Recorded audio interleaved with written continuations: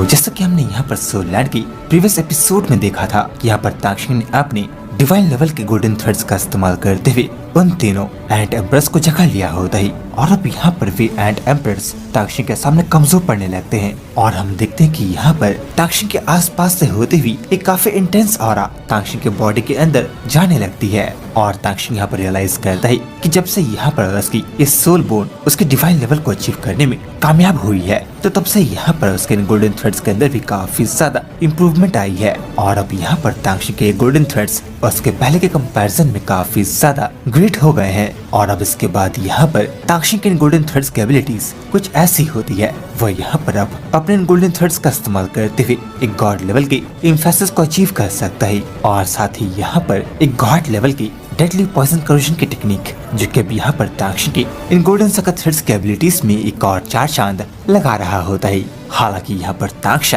एक short interval के अंदर इतने सारे फाइट्स करने के बाद यहाँ पर काफी ज्यादा थक गया होता है, और यहाँ पर उसकी स्पिरिट पावर भी काफी ज्यादा ड्रेन हो गई होती है। तो अब यहाँ पर ताक्षी सबसे पहले अपने गोल्डन थ्रेड्स का इस्तेमाल करते हुए यहाँ पर इन एंट एम्प्रेस से इनकी एनर्जी को अब्सॉर्ब करने का डिसाइड करता है, और फिर जाकर वह यहाँ पर आगे सोचेगा कि आखिर उससे यहाँ से आगे करना क्या है। और वह यहाँ पर ऐसा ही करता है और अब इन एंट से इनकी पावर्स को अब्सॉर्ब करने लगता है। हम देखते हैं कि यहाँ पर ताक्षी के लिए ये पूरा प्रोसेस काफी छोटा होता है, और वह यहाँ पर कुछ चंद मिनटों के अंदर ही इन एंट से इनकी पावर्स को अब्सॉर्ब कर लेता है। हालांकि यहाँ पर ताक्षी काफी थका हुआ होता है, पर इसके बावजूद यहाँ पर उसके इन सका गोल्ड थ्रेड्स की पावर्स बिल्कुल भी रिड्यूस नहीं हुई होती है। और ताक्षी यहाँ पर ये देखकर काफी सरप्राइज होता है। वह यहाँ पर सोचता है कि अगर वह यहाँ पर अपने इन सका गोल्डन थ्रेड्स को अगर अपने पूरे ओशन की पावर्स के साथ कंबाइन करता है, या फिर उन्हें अपने ब्लू सोलर फील्ड की टेक्निक के साथ उसके फाइनल लेवल पर कंबाइन करता है, तो आखिर उसके पास जो पावर होगी उसे इमेजिन करना यहाँ पर बिल्कुल भी पॉसिबल नहीं है। और फिर इस कॉम्बिनेशन के साथ वह यहाँ पर कंटिन्यूअसली किसी की भी पावर्स को अपनी बॉडी के अंदर सक कर सकता है, और हर एक ऑब्जॉर्प्शन के साथ यहाँ पर उसकी सका गोल्डन थ्रेड्स रिप्लेस होती जाएगी और पहले से और भी ज्यादा पावरफुल होती जाएगी। और जो कि यहाँ पर ताक्षी को उसके सका गोल्डन थ्रेड्स और साथ ही उसकी 8 लेग स्पाइडर की स्पिरिट बोन, जो कि यहाँ पर उसे एक ह्यूमन फेस स्पाइडर के स्पिरिट बोन से मिली होती है, तो उसके इस पावर का सामना एक इंसेक्ट टाइप की स्पिरिट बीस्ट की प्रजाति यहाँ पर तो बिल्कुल भी नहीं कर सकती है। और जैसा कि हमें पता है कि यहाँ पर इंसेक्ट्स और स्पाइडर्स एक दूसरे के काफी बड़े एनिमी होते हैं, तो इन पावर्स के बलबूते यहाँ पर ताक्षी के पास इन एंट एम्प्रेस के ऊपर एक काफी बड़ा एडवांटेज था। और जब तक यहाँ पर ताक्षी उनके खिलाफ इन पावर्स का इस्तेमाल करता, तो यहाँ पर कभी भी ये एंट्स उसे हरा नहीं पाते। और दिखते ही दिखते यहाँ पर ताक्षी अपने इस अब्सॉर्प्शन के प्रोसेस को कंप्लीट कर लेता है, और यहाँ पर उसकी बॉडी एक बार फिर से पूरी तरह से रिकवर कर जाती है। ताक्षी यहाँ पर सोचता है कि ये तीनों जायंट एंट एम्प्रेस यहाँ पर कोई ऑर्डिनरी बीस्ट नहीं है, और यहाँ पर इनकी स्ट्रेंथ और कल्टीवेशन सफिशिएंट है, और वह यहाँ पर उसके हाउटिन हैमर के स्पिरिट रिंग के तौर पर इस्तेमाल किए जा सकते हैं। और अब ताक्षी यहाँ पर ये सोचकर अपने हाउटिन हैमर को बाहर निकाल लेता है, और यहाँ पर इन एंड से इनकी स्पिरिट रिंग्स को अब्सॉर्ब करने का डिसाइड करता है। और इससे पहले कि यहाँ पर ताक्षी एंड से इनकी स्पिरिट रिंग को अब्सॉर्ब कर पाता, वह यहाँ पर देखकर काफी सरप्राइज होता है। और दिखते ही दिखते यहाँ पर ताक्षी के सामने उन तीनों एंड एम्प्रेस की बॉडी से 3 स्पिरिट रिंग्स बाहर निकल आती है, और ताक्षी को यहाँ पर ये देखकर काफी ताज्जुब होता है। ताक्षी तो यहाँ पर एंड से एक स्पिरिट रिंग की उम्मीद कर रहा था, पर अब यहाँ पर उसके आंखों के सामने 3 स्पिरिट रिंग्स होती है, और जो कि यहाँ पर ये तीनों स्पिरिट रिंग्स ऑलमोस्ट 100,000 ईयर्स के कल्टीवेशन के साथ आती है, तो ये यहाँ पर काफी ज्यादा पावरफुल होने वाली है। और ताक्षी यहाँ पर ऐसा एक ही बारी में नहीं कर सकता है, बल्कि यहाँ पर डोलू कॉन्टिनेंट के अंदर कोई भी इंसान ऐसा नहीं कर सकता है। और अब इसके आगे यहाँ पर ताक्षी के सामने 2 रास्ते होते हैं, या तो आप यहाँ पर इन तीनों स्पिरिट रिंग्स को यहाँ से जाने दे और यहाँ से आगे जाकर किसी एक ऐसे स्पिरिट बीस्ट की तलाश करे जो कि यहाँ पर उसके हाउटिन हैमर के लिए बिल्कुल भी सुटेबल होगा, या फिर अब वह यहाँ पर ये रिस्क ले और एक साथ यहाँ पर 3 स्पिरिट रिंग्स को अब्सॉर्ब करने की गुस्ताखी करे। पर फिर यहाँ पर ताक्षी को ये रियलाइज होता है कि उसके पास यहाँ पर काफी कम वक्त है, और इतने कम वक्त में यहाँ पर एक बार फिर से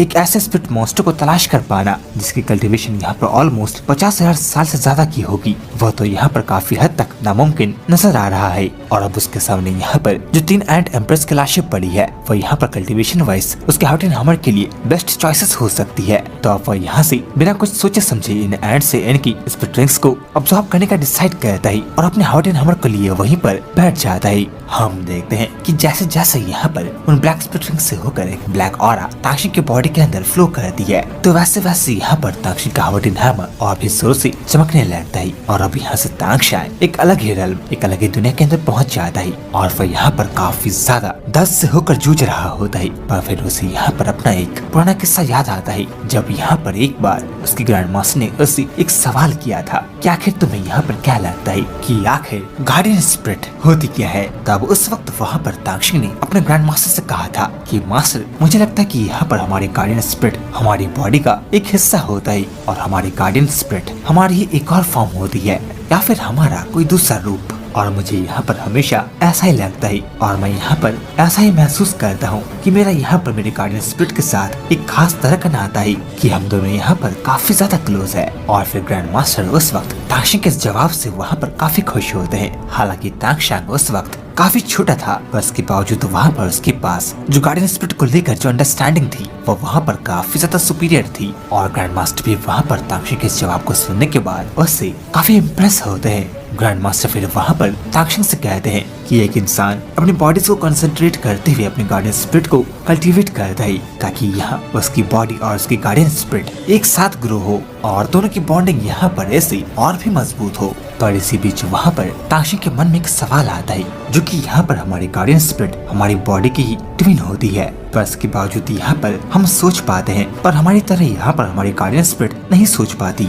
तो ऐसा यहाँ पर क्यों है। तो ग्रैंड मास्टर से कहते हैं कि हालांकि यहाँ पर हमारे गार्डियन स्पिरिट के पास उनकी अपनी एक सोल होती है, पर हमें यहाँ पर एक मात्र है जो कि यहाँ पर अपने अपने गार्डियन स्पिरिट को महसूस कर सकते हैं। और जैसे कि हम यहाँ पर अपने बॉडीज के काफी सारे पार्ट्स को अपने दिमाग का इस्तेमाल करते हुए कंट्रोल कर सकते हैं, तो ये यहाँ पर कहना बिल्कुल भी गलत नहीं होगा कि एक बॉडी के लिए यहाँ पर एक माइंड होना काफी है। और अगर शायद किसी दिन तुम यहाँ पर अपने ट्विन हार्ट को समझ पाए तो तुम यहाँ पर अपने एक्शन से मुझे प्रूव कर देना और शायद तब जाकर तुम अपने गार्डियन स्पिरिट के रियल ब्रदर बन पाओगी। तांक्षी फिर यहाँ पर उनसे पूछता है कि मास्टर, अभी मैं यहाँ पर क्या करूँ, मैं तो यहाँ पर सिर्फ अपने गार्डियन स्पिरिट को खुद को प्रूव कर सकता हूँ। पर ग्रैंड मास्टर उससे कहते हैं कि तांक्षी, मैं यहाँ पर तुम्हें तुम्हारे सवाल का जवाब नहीं दे सकता और न ही यहाँ पर इस दुनिया के सभी महान लोग मिलकर भी तुम्हारे सवाल का जवाब दे पाएंगे और तुम्हें यहाँ पर इसका जवाब खुद तलाश करना होगा। सभी इंसान के पास यहाँ पर उनकी अपनी अपनी प्रोटेक्टिव स्पिरिट होती है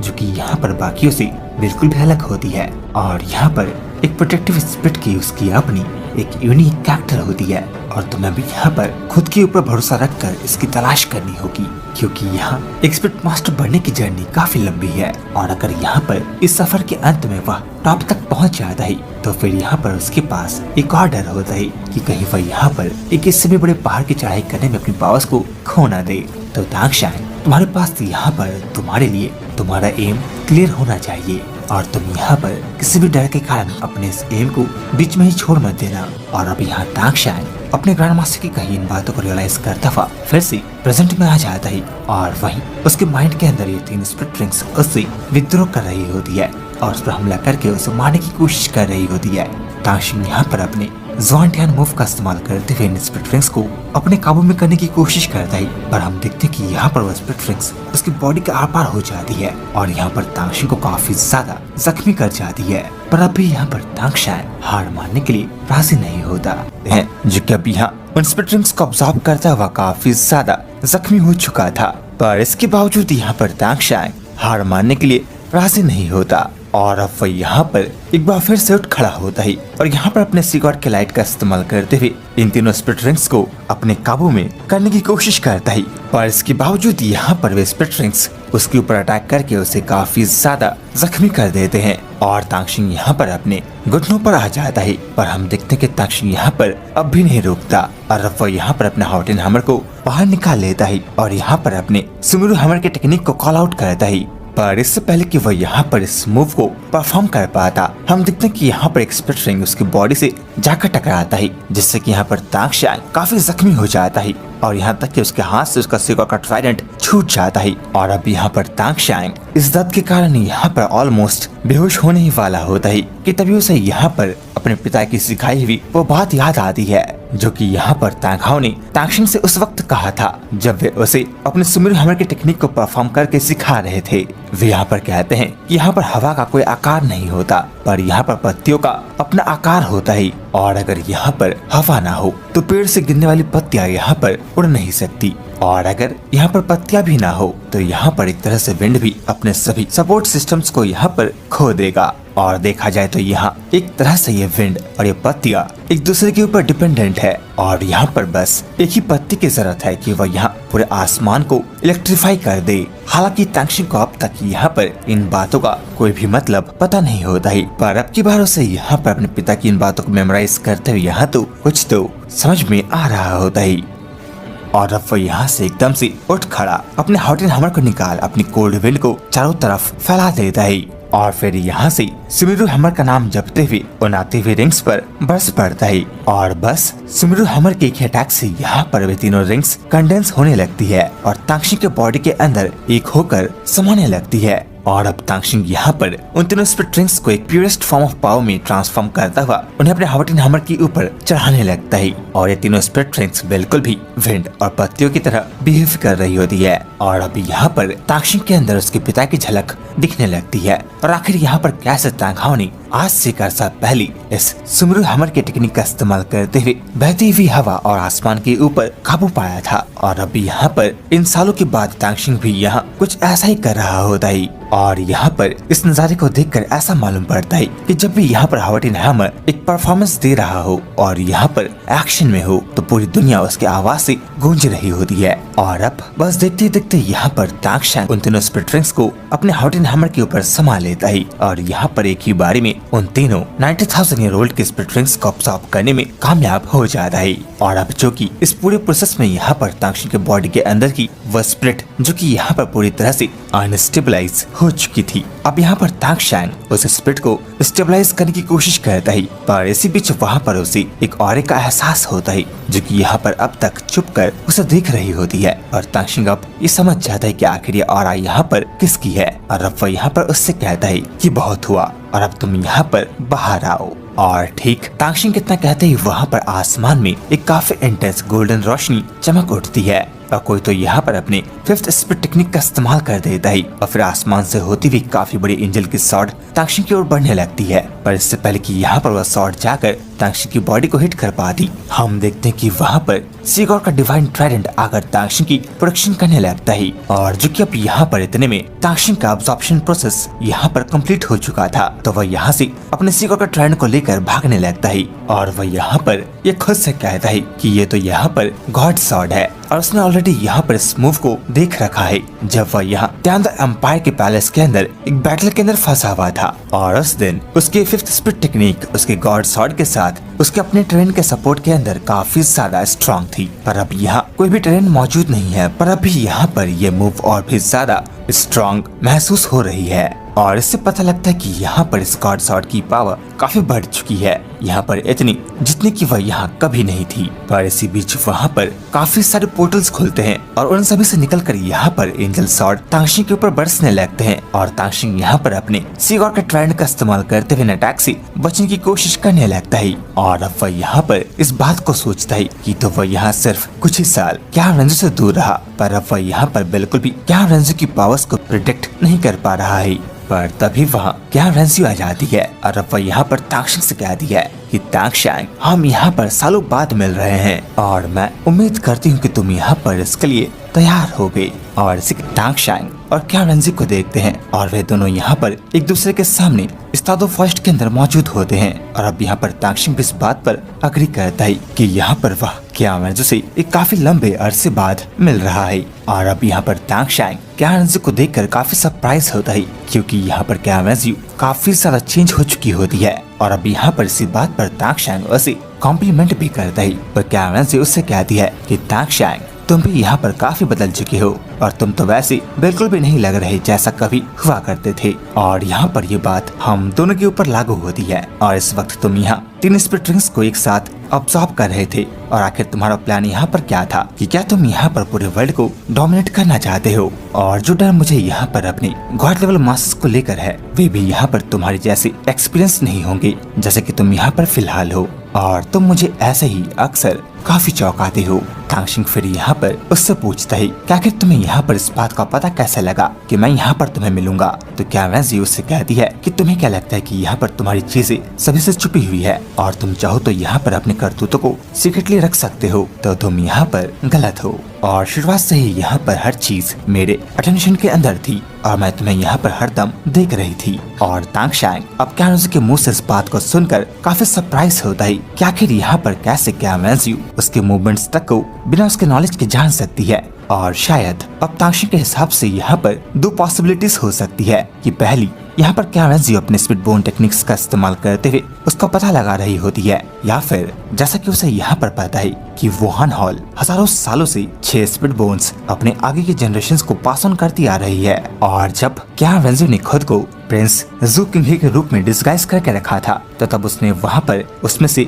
एक स्पिट बोन का इस्तेमाल किया था। और शायद यहाँ पर इस वक्त क्या वैंजी अपने जिस टेक्निक का इस्तेमाल कर रही होगी वह वहाँ पर उसकी उन्हीं 5 बचे स्पिट बोन्स में से कोई एक टेक्निक होगी। या फिर इसके अलावा दूसरी पॉसिबिलिटी यहाँ ये हो सकती है कि क्या वैंजी यहाँ पर हूबहू मेरे जैसे है और वह भी यहाँ मेरी ही तरह अपने गॉड बनने के राह पर है। पर अब मुझे यहाँ इससे कोई फर्क नहीं पड़ता है कि आखिर यहाँ पर कंडीशंस कैसी है, खतरे तो यहाँ पर हमेशा ही होंगे ही। क्या वैंजी फिर यहाँ तांगशिंग से कह दी है कि अगर मैं यहाँ सच कहूँ तो जो बैटल हमारे बीच टेंदो पैलेस के अंदर आज से सालों पहले हुई थी, वह मैं वहाँ पर तुमसे हार गई। और जो कि अभी यहाँ पर हमारे पास एक मौका है, तो अब मैं यहाँ उस बचे हुए वार को एक बार फिर से कंटिन्यू करना चाहती हूँ और अब यहाँ पर तुम्हारे साथ एक फेयर बैटल करना चाहती हूँ। तांगशिंग उससे कहता है कि तुमने मुझे यहाँ पर उन स्पिरिट रिंग्स को ऑब्जॉर्व करते हुए देखा है और तुम्हें यहाँ पर इस बात का पता है कि जब मैं उन स्पिरिट रिंग्स को ऑब्जॉर्व कर रहा था तो वहाँ उन स्पिरिट रिंग्स ने मेरे ऊपर काउंटर अटैक किया और अब यहाँ पर मेरी स्पिरिट पावर काफी ज्यादा रिड्यूस हो चुकी है।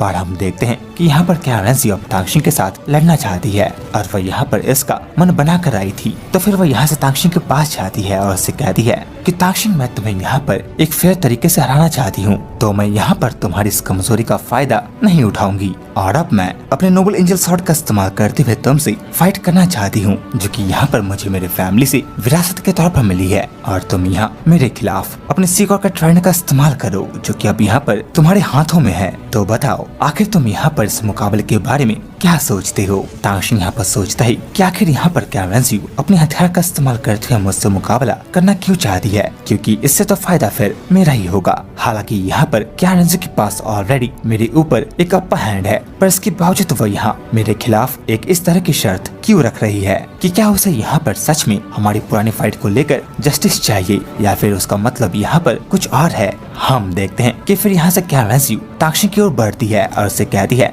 कि तुम यहाँ पर घबराओ मत, अगर मुझे यहाँ पर तुम्हें मारना होता तो शायद मैं यहाँ पर अब तक ये कर चुकी होती। और तांगशिंग क्या वैंजी की इस बात पर हामी भरता है क्योंकि उसे यहाँ इस बात का पता था कि अगर क्या वैंजी उसे मारने की फिराक से यहाँ आई होती तो जब यहाँ पर तांगशिंग उन स्पिरिट रिंग्स को ऑब्जॉर्व कर रहा था तो वहाँ पर बड़े आसानी के साथ क्या वैंजी उसे मार सकती थी, पर उसने वैसा नहीं किया। तो शायद यहाँ पर उसके इंटेंशंस कुछ और है। और अब यहाँ से तांगशिंग क्या वैंजी से कहता है कि शायद आज के दिन हमें यहाँ पर लड़ना ही होगा। और अब तांगशिंग क्या वैंजी की शर्त को मानते हुए उससे लड़ने के लिए तैयार हो जाता है। तो फिर क्या वैंजी उससे कहती है कि यहाँ पर जिसका वेपन सबसे पहले गिरेगा वह यहाँ पर हार जाएगा। और तांगशिंग भी अब यहाँ उसके शर्त को मान लेता है। तांगशिंग यहाँ पर नोटिस करता है कि जो यहाँ पर सी गॉड की ऑरा तांगशिंग के सी गॉड का ट्रायड के अंदर मौजूद है, वह भी यहाँ क्या वैंजी के वेपन को देखकर काफी स्ट्रांगली रिएक्ट कर रही है। और आखिर यहाँ पर ऐसा क्यों हो रहा है, तांगशिंग इस बात को समझ नहीं पाता। और देखते ही देखते यहाँ पर उन दोनों गॉड की ऑरास एक दूसरे के साथ कोलाइड करने लगती है। क्या वैंजी यहाँ पर कहती है कि यहाँ एंजल गॉड की डिटर्मिनेशन यही है। और फिर यहाँ से आगे बढ़कर तांगशिंग के ऊपर अपने वेपन का इस्तेमाल करते हुए अटैक करती है और वहीं तांगशिंग अपने डिवाइन वेपन का इस्तेमाल करते हुए इस अटैक को काउंटर करता है। और जैसे ही यहाँ पर उन दोनों के वेपन्स एक दूसरे के साथ टकराते हैं, वहाँ पर एक काफी इंटेंस एनर्जी का ऑरा चारों तरफ फैल जाता है। तांगशिंग यहाँ सोचता है कि यहाँ तो उसके ट्राइडेंट ऑफ सी गॉड का वजन किसी और के हाथों में 1,08,000 जिन भारी है, तो क्या यहाँ क्या वैंजी के स्वॉर्ड के लिए पॉसिबल होगा कि वह तांगशिंग के सी गॉड का ट्राइडेंट का मुकाबला कर सके, क्योंकि उसे उस स्वॉर्ड के बारे में कुछ भी पता नहीं है। और डेफिनेटली यहाँ पर उस स्वॉर्ड के अंदर काफी सारे ग्रेट ग्रेट एट्रीब्यूट्स होंगे, क्योंकि यहाँ उसकी पावर काफी ज्यादा एक्स्ट्राऑर्डिनरी है। हम देखते हैं कि जैसे यहाँ पर तांगशा का ट्राइडेंट और क्यारेंजी का स्वॉर्ड एक दूसरे के साथ टकराता है, तो वैसे ही वहाँ पर तांगशी को इस बात का एहसास हो जाता है कि ये तो एक गॉड का डिवाइन वेपन है। और यहाँ पर वह इस बात को लेकर सही था कि यहाँ क्यारेंजी अपने गॉड बनने के राह पर निकल चुकी है। उन दोनों डिवाइन वेपन्स के टकराने से वहाँ पर एक काफी इंटेंस एनर्जी रिलीज होती है और फिर वहाँ क्यारेंजी को उसकी डिवाइन इंसाइट मिल जाती है और फिर उसे वहाँ पर वो सभी मेमोरीज दिखने लगती है जो कि यहाँ इस स्वॉर्ड के अंदर कैद होती है। और ये सभी मेमोरीज उस वक्त की होती है जब यहाँ पर एंजल गॉडेस एक गॉड नहीं बनी होती है और वह यहाँ सी गॉड पोसाइडन के साथ मिलकर पूरी दुनिया को अंधकार से मुक्त कराने के काम पर लगी होती है। हम देखते कि यहाँ एंजल गॉड और सी गॉड एक साथ मिलकर डीमंस के साथ फाइट करते हैं और उसे मार गिराते हैं। क्यारेंजी उन मेमोरीज में वहाँ पर एक पर्सन को देखती है जिसके हाथों में तांगशिन के जैसे ही एक टैलेंट होता है और वह इस बात को समझ जाती है कि शायद यही आगे जाकर सी गॉड बनने वाला है। और फिर वह देखती है कि वहाँ पर सी गॉड अपनी पावर्स का इस्तेमाल करते हुए सभी चीजों को ठीक कर देते हैं। एंजल गॉड पोसाइडन से कहती है कि हम यहाँ पर इस वक्त इस पूरी दुनिया के अंदर सबसे ज्यादा पावरफुल फेंगहाओडोलो मास्टर्स हैं, पर इसके बावजूद हम यहाँ पर इस दुनिया से साथ मिलकर भी बुराई को पूरी तरह से एलिमिनेट नहीं कर सकते हैं और हमारे लाख कोशिश करने के बावजूद भी यहाँ पर सफरिंग इस दुनिया में अपने पैर पसार रही होगी और यहाँ हमारी पावर्स ऐसा स्पिरिट मास्टर अब भी काफी कम है। पोसाइडन उससे कहता है कि तुम यहाँ पर हमेशा की तरह काफी एम्बिशियस हो, पर तुम्हें यहाँ पर इस बात का पता होना चाहिए कि दुनिया काफी बड़ी है और शायद मे भी यहाँ पर तुम किसी वक्त इस पूरी दुनिया को कंट्रोल कर पाओगी, पर फिलहाल तुम यहाँ उतना अच्छा करने की कोशिश करो जितना तुम यहाँ पर कर सकती हो और वक्त के साथ यहाँ तुम्हारी हर छोटी छोटी कोशिशें बड़ी होती जाएगी और एक दिन तुम ये कर लोगी। और इतना कहने के साथ ही वहाँ पर पोसाइडन अपने पावर्स का इस्तेमाल करते हुए एक जख्मी आदमी को हील कर देते हैं। पर हम देखते हैं कि यहाँ एंजल गॉडेस की थिंकिंग कुछ और होती है और वह यहाँ पर कहती है कि अगर हमारी ऑरिजिन यहाँ पर स्ट्रांग होती है तो फिर हम जो चाहे उसे कंट्रोल कर पाएंगे। और फिर वह पोसाइडन से कहती है कि क्या तुमने यहाँ पर कभी भी इस बात को सोचा नहीं कि आखिर यहाँ पर एक स्पिरिट मास्टर की पीक लेवल क्या हो सकती है और उसके लिए यहाँ क्या क्या पॉसिबल होगा जब वह इस दुनिया की ह्यूमन वर्ल्ड के रिस्ट्रिक्शंस को ब्रेक थ्रू करेगा। यहाँ कुछ भी हो सकता है, शायद वह यहाँ पर एक इमॉर्टल बन जाए, शायद एक देवता। पर फिर पोसाइडन मुस्कुराते हुए उससे कहता है कि यहाँ गॉड बनने की बातें सिर्फ लेजेंड्स हैं और किसी ने भी आज तक उस पीक लेवल को हासिल नहीं किया, पर यहाँ स्ट्रांग होने की डिटर्मिनेशन उतनी भी बुरी नहीं है। पर एंजल गॉडेस के इरादे यहाँ पर कुछ और होते हैं और उसे लगता है कि अगर वह यहाँ पर एक गॉडेस बन जाती है तो फिर वह यहाँ इस दुनिया को एक बेहतर तरीके से बदल सकती है। और अब उसकी बातों को सुनकर यहाँ पर पोसाइडन भी इसे एक ट्राई देने का डिसाइड करता है। पर फिर एंजल गॉडेस उससे कहती है कि कुछ भी हो जाए मैं यहाँ पर तुमसे नहीं हारूंगी और अब मैं यहाँ पर ये साबित करके रहूंगी कि जो इंसान यहाँ पर इस दुनिया को एक बेहतर तरीके से बदल सकता है वो इंसान यहाँ पर सिर्फ और सिर्फ मैं हूँ। और फिर इसी के साथ यहाँ पर एंजल पोसाइडन के ऊपर हमला कर देती है और फिर यहाँ से सीन प्रेजेंट में आता है जहाँ पर हम तांगशान और क्यारेंजी को देखते हैं जो कि अब यहाँ पर उन दोनों गॉड्स की तरह ही एक दूसरे के साथ लड़ रहे होते हैं। और इसी के साथ ये एपिसोड यहीं पर खत्म हो जाता है। तो दोस्तों, अगर आप यहाँ पर सोल लैंड के आगे आने वाले एपिसोड्स को मिस करना नहीं चाहते हैं तो अभी जाकर हमारे इस चैनल को सब्सक्राइब करें और अब मिलते हैं जल्द ही एक और नई वीडियो एक और शानदार एक्सप्लेनेशन के साथ। तब तक के लिए धन्यवाद।